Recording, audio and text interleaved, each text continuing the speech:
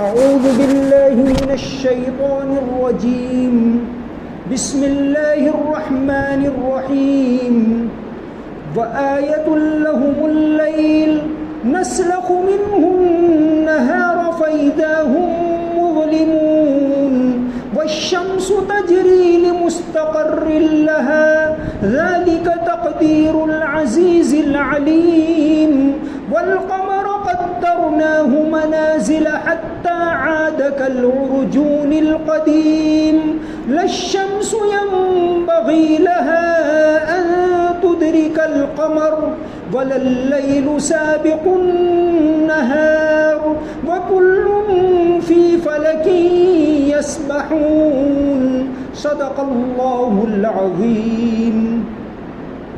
ان کے لیے ایک اور نشانی رات ہے. ہم اس پر سے دن کا چھلکا اتار دیتے ہیں تو وہ یکایک اندھیرے میں رہ جاتے ہیں اور سورج اپنے ٹھکانے کی طرف چلا جا رہا ہے. یہ سب اس ذات کا مقرر کیا ہوا نظام ہے جس کا اقتدار بھی کامل ہے، جس کا علم بھی کامل، اور چاند ہے کہ ہم نے اس کی منزلیں ناپ تول کر مقرر کر دی ہیں، یہاں تک کہ وہ جب ان منزلوں سے دور سے لوٹ کر آتا ہے، ان منزلوں کے دورے سے لوٹ کر آتا ہے تو کھجور کی پرانی ٹہنی کی طرح پتلا ہو کر رہ جاتا ہے. نہ تو سورج کی مجال ہے کہ وہ چاند کو جا پکڑے اور نہ رات دن سے آگے نکل سکتی ہے. یہ سب اپنے اپنے مدار میں تیر رہے ہیں. اللہ تبارک و تعالیٰ کی قدرت کی نشانیوں کا تذکرہ یہاں سورہ یاسین کے اندر تیسرے رکوع میں ہو رہا ہے. یہ پورا رکوع ایسا ہے جس میں اللہ تبارک و تعالیٰ نے اپنی قدرت کی نشانیاں بیان کی. فرمایا وآیۃ لہم اللیل. اس سے پہلی آیت کے اندر آیا، پہلی آیتوں کے اندر آیا وآیۃ لہم الارض المیتہ، کہ زمین اللہ کی قدرت کی نشانی ہے، تم اس سے اپنی ضروریات پوری کرتے ہو، اس پر چلتے ہو، اس میں کھیتی کرتے ہو. یہ ساری باتیں آئیں. اب ایک اور اہم نشانی وآیۃ لہم اللیل، رات اللہ کی قدرت کی نشانی ہے. فرمایا نسلخ منہ النہار.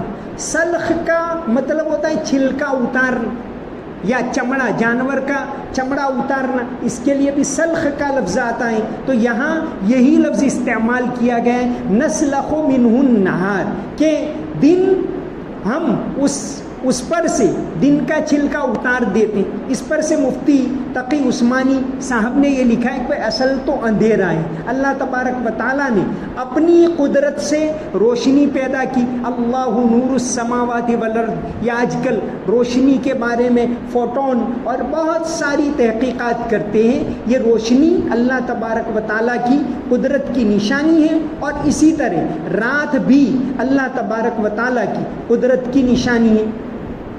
رات اور دن کا ہونا حدیث شریف کے اندر آتا ہے. اللہ کے نبی صلی اللہ علیہ وسلم رات کو جب تہجد کے وقت اٹھتے تھے. یہ حدیث حضرت ابن عباس رضی اللہ عنہ سے مروی ہے. ان کے غلام حضرت قریب روایت کرتے ہیں کہ میں نے پوچھا تو حضرت ابن عباس نے یہ بات بتائی کہ آپ صلی اللہ علیہ وسلم کی تہجد کی کیا حالت تھی. تو حضرت ابن عباس نے بیان کیا کہ ایک مرتبہ میں آپ صلی اللہ علیہ وسلم کے یہاں سو گیا. آپ صلی اللہ علیہ وسلم کے چچا زاد تھے، چھوٹے بھائی تھے، کہ ایک مرتبہ میں سو گیا. حضرت میمونہ رضی اللہ عنہا کے گھر تھے آپ. تہجد کے وقت آپ اٹھے تو وضو کیا اور پھر آسمان کی طرف نگاہ کر کے یہ آیت پڑھی. یہ آیتیں ان فی خلق السماوات والارض واختلاف اللیل والنہار لآیات لأولی الالباب الذین یذکرون اللہ قیاما، کہ ان فی خلق السماوات والارض، آسمانوں اور زمین کی پیدائش میں، واختلاف اللیل والنہار، اور رات دن کے عدلتے بدلتے رہنے میں اللہ تعالیٰ کی قدرت کی بڑی نشانیاں ہیں. یہ آیت آپ صلی اللہ علیہ وسلم نے آسمان کی طرف دیکھ کر پڑھی اور پھر آپ نے تہجد کی نماز پڑھی. یہ حضرت ابن عباس رضی اللہ عنہ نے بیان کیا. تو یہ رات دن کا چھوٹا بڑا ہونا، ہم دیکھتے ہیں کہ بھئی ابھی 1 ماہ 1.5 ماہ پہلے مغرب ہو جاتی تھی 6 بجے، اب ہوتی ہے 6:45 بجے، ایک مہینے کے بعد 1.5 مہینے کے بعد 7:30 بجے ہوگی۔ یہ رات دن کا چھوٹا بڑا ہونا، ایک تو یہ بھی اللہ کی قدرت کی نشانی، رات دن کا الگ الگ ہونا۔ ابھی دنیا کے اندر کہیں دن ہے تو کہیں رات ہے، ابھی ہمارے یہاں ابھی عصر کا وقت ہے، لیکن ابھی امریکی ملکوں کے اندر ابھی فجر کا وقت ہو رہا ہے۔ تو یہ دنیا کے اندر یہ سارا نظام اللہ تبارک و تعالیٰ چلا رہا ہے، اس کے اوپر غور کیجیے۔ فرمایا وآیۃ لہم اللیل، رات کے اندر اللہ تبارک و تعالیٰ کی نشانی ہے، نسلخ منہ النہار، ہم اس کے اندر اس پر سے دن کا چھلکا اتار دیتے ہیں تو وہ یکایک اندھیرے میں رہ جاتے۔ اندھیرا یہ بھی اللہ کی قدرت کی نشانی، اجالا یہ بھی اللہ کی قدرت کی نشانی۔ اب اس کے بعد ایک اور نشانی کا تذکرہ کیا، بلکہ 2، سورج اور چاند، کیونکہ رات اور دن کے ساتھ، موسموں کے بدلنے کے ساتھ اور بہت ساری چیزوں کے ساتھ ان دونوں کا تعلق ہے، سورج اور چاند کا۔ تو فرمایا والشمس تجری لمستقر لہا، سورج اپنے ٹھکانے کی طرف دوڑا جا رہا ہے۔ تجری، جرا یجری کا مطلب ہوتا ہے چلنا، اور اس کا مطلب دوڑنا بھی ہوتا ہے، دوڑنا۔ تیرنا یہ بھی اس کا ایک مطلب آتا ہے، تیرنا۔ تو یہاں مفتی تقی صاحب نے تو چلنے کا ترجمہ کیا ہے، اگر دوڑنے کا ترجمہ کریں تو بھی کوئی غلط نہیں ہے، کیونکہ جیسا کہ آج کل سائنس نے ایک اندازہ لگایا، اس کو کوئی ثابت تو نہیں کر پاتا، سائنس نے ایک اندازہ لگایا، سورج کے قریب بھی انسان جا نہیں سکتا۔ سورج کی جو گریویشنل فورس ہے، یعنی اس کا جو گرتواکرشن ہے، اتنا سخت ہے کہ ہزاروں کلومیٹر سے وہ کھینچ لے، تو اس کے ہزاروں کلومیٹر دور بھی کوئی نہیں جا سکتا۔ یہ سورج اللہ تبارک و تعالیٰ کی قدرت کی نشانی، کیسی؟ ہماری نماز کے اوقات کو اللہ تعالیٰ نے اس کے ساتھ جوڑ دیا۔ تو یہ سورج ایک تو دوڑ رہا ہے، کتنا دوڑ رہا ہے؟ اب تک جو سائنس کا اندازہ ہے یہ صرف اندازہ ہے، یہ حقیقت تک تو کوئی پہنچ نہیں سکتا۔ بہت سی چیزیں ہوتی ہیں جو انسان حقیقت تک پہنچ سکتا ہے، بعض چیزیں جس میں اندازہ ہی ہوتا ہے۔ جیسے ایک زمانے میں یہ اندازہ لگاتے تھے کہ بھئی سورج تو اپنی جگہ پر ٹھہرا ہوا ہے، زمین چل رہی ہے۔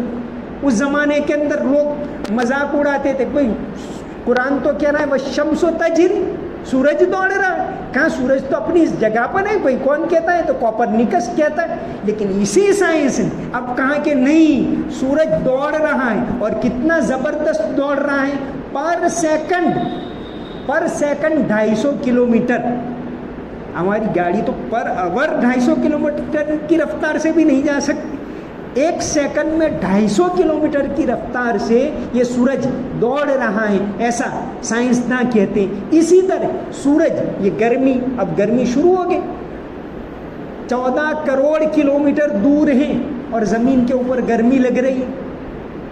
یہ کون اس کو چلا رہا ہے؟ سورج کا جو اس کا سرفیس کا ٹیمپریچر ہے باہر کا، وہ 5500 ڈگری سیلسیس۔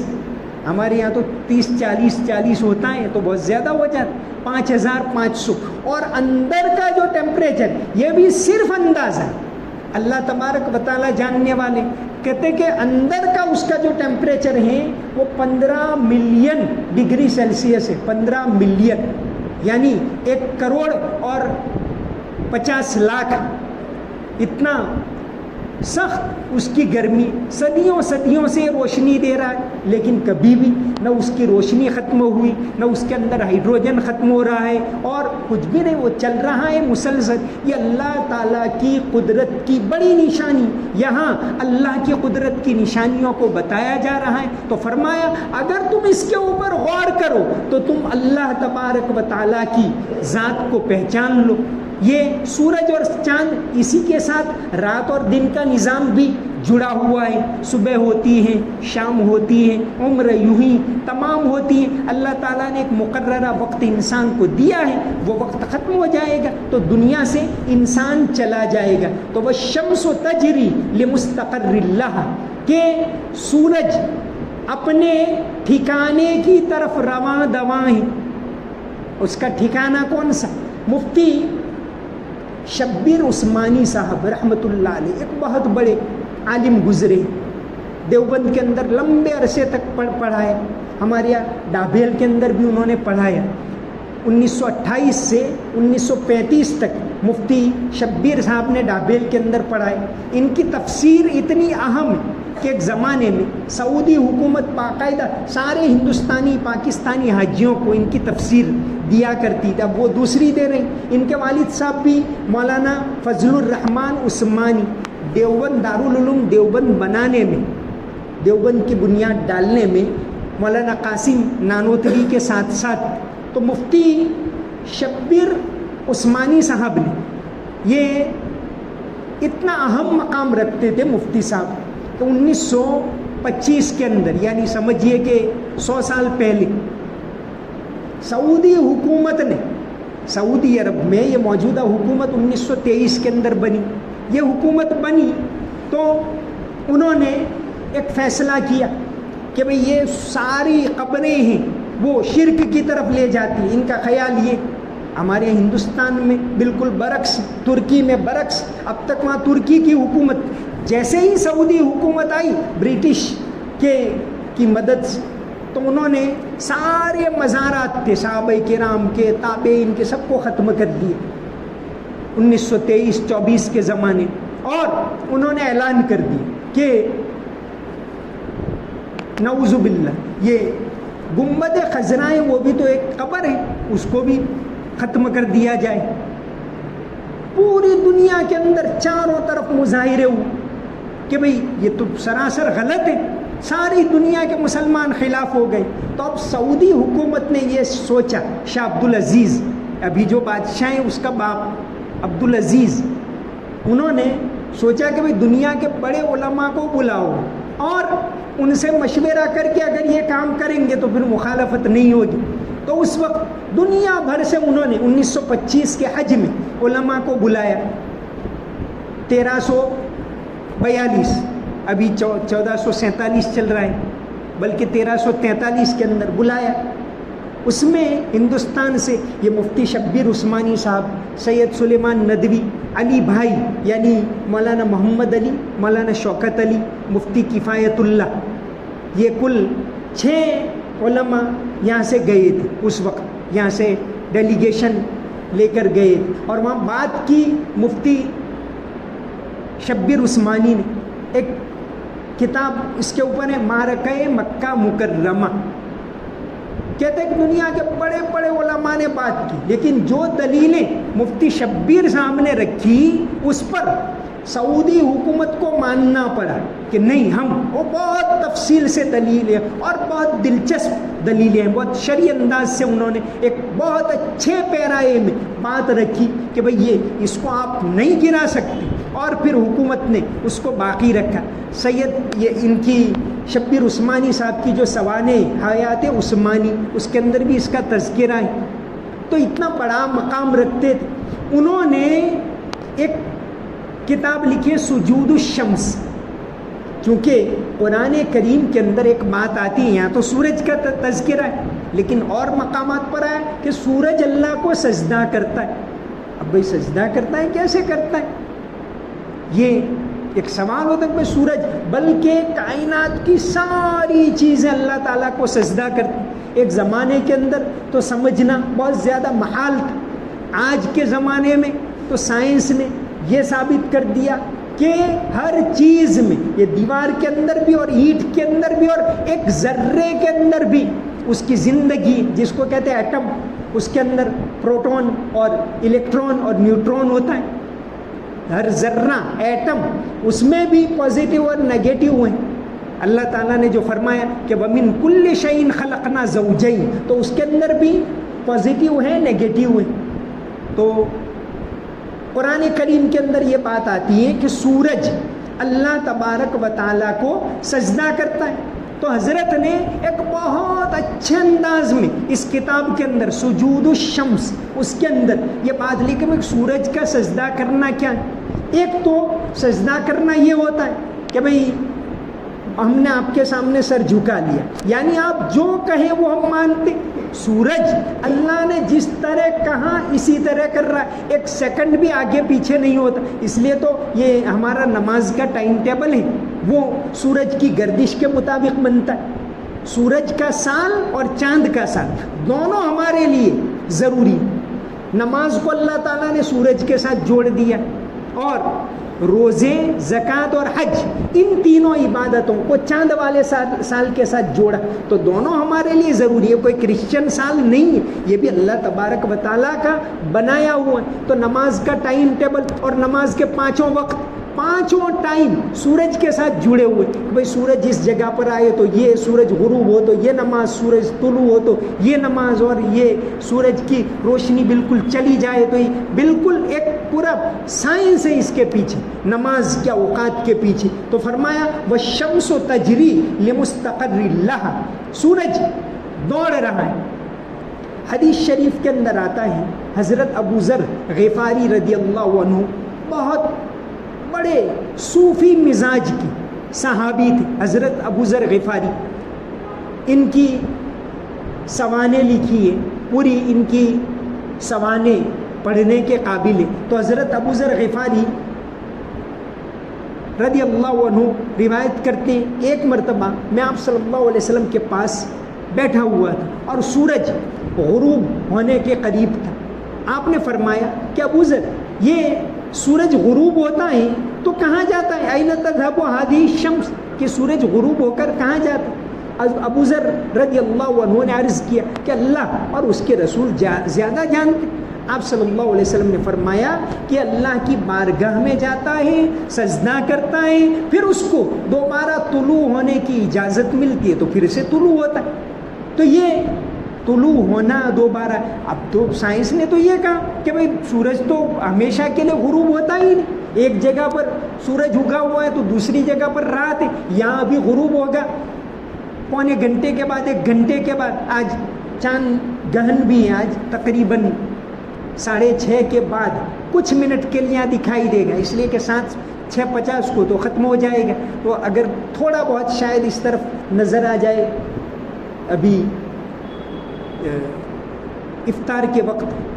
تو یہ سورج اور چاند دونوں اللہ کی قدرت کی نشانیاں ہیں۔ تو آپ صلی اللہ علیہ وسلم نے فرمایا کہ اللہ کی بارگاہ میں جاتا ہے، سجدہ کرتا ہے، پھر طلوع ہوتا ہے۔ اب سورج کے، چاند کے، کیونکہ قرآن میں تو آتا ہے کہ انسانوں کے سائے بھی اللہ کو سجدہ کرتے ہیں، سایہ ہے وہ بھی اللہ کو سجدہ کرتا ہے، درخت بھی اللہ کو سجدہ کرتے ہیں، قرآن کریم کے اندر ہے۔ تو یہ سجدہ کرنے سے مراد اللہ نے ان کو جو حکم دیا وہ بجا لاتے کہ بھئی سورج کو کہا تجھے اتنے بجے طلوع ہونا ہے، اس میں ایک سیکنڈ کا بھی فرق نہیں ہوتا، اتنے بجے غروب ہونا ہے، ایک سیکنڈ کا بھی اس میں فرق نہیں ہوتا۔ صدیوں صدیوں صدیوں سے نظام چل رہا ہے، چونکہ ہم اس کو روزانہ دیکھتے ہیں اس لیے ہمیں یہ نظر نہیں آتا، دل کی آنکھیں بند ہیں۔ ورنہ ابھی کوئی یہ کہے کہ ابھی سورج گہن ہوگا، اندھیرا ہو جائے، نئی چیز بنے تو پھر فوراً لوگ بھائی کب ہوگا، کیسے ہوگا، کیا کریں گے۔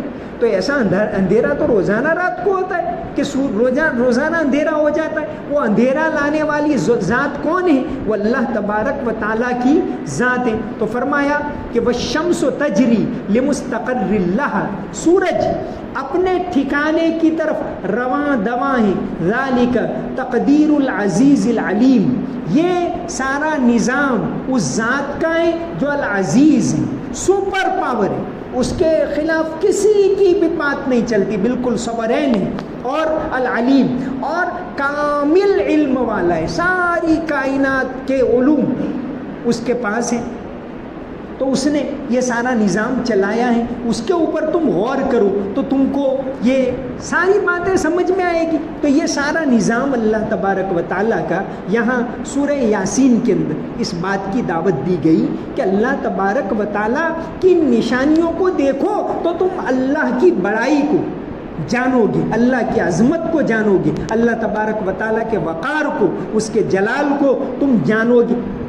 اللہ تعالیٰ نے سورج کے ساتھ نماز کو بھی جوڑ دیا، انشاءاللہ نماز کے اوقات کے بارے میں آئندہ بات ہوگی۔ تو یہ سورج کے ساتھ نماز کے اوقات کو جوڑ دیا ہے اور اس بات کی دعوت دی کہ یہ سارا نظام وہی ذات چلا رہی ہے، اس نے تمہارے اوپر یہ نمازیں مقرر کی ہیں، ان کی پابندی کرو، نمازوں کو پڑھو، اللہ تعالیٰ کی نعمتوں کا شکر بجا لاؤ۔ پھر جو پچھلے گزشتہ کل یہ بات آئی، شکر گزاری کی بات آئی کہ اللہ کی نعمتوں کی شکر گزاری ہے کہ یہ نماز کی پابندی کرو، اور اللہ کے راستے میں ہم جاتے ہیں، اس میں بھی پہلی بات تو توحید، ایمان، اپنے ایمان کو مضبوط کرنا سب سے پہلے۔ آج کے زمانے میں یہ بہت ضروری ہے کہ اپنے عقائد، توحید، آخرت، مرنے کے بعد کی زندگی، فرشتے، اللہ کے رسول، ان ساری باتوں پر ایمان لانا ضروری ہے۔ تو بچوں کے سامنے بھی بار بار ان کا تذکرہ کیا، عبادتوں کا تذکرہ کرتے ہیں نماز کا وغیرہ کا بیانوں کے اندر، لیکن آج کے زمانے میں عقائد کا تذکرہ بھی بہت ضروری ہے۔ تو یہ توحید ہے سب سے پہلے، دوسرے نمبر پر نماز ہے۔ تو اللہ کے راستے میں یہی بات سکھائی جاتی ہے کہ بھئی نماز کی پابندی کرو، نماز کو سیکھو، اس کے آداب کے مطابق پڑھو، اس طرح پڑھو ان تعبد اللہ کأنک تراہ، کہ اللہ کی عبادت اس طرح کرو کہ گویا تم اللہ کو دیکھ رہے ہو، اللہ کے ساتھ بات کر رہے ہو، اس طرح اللہ تبارک و تعالیٰ کی عبادت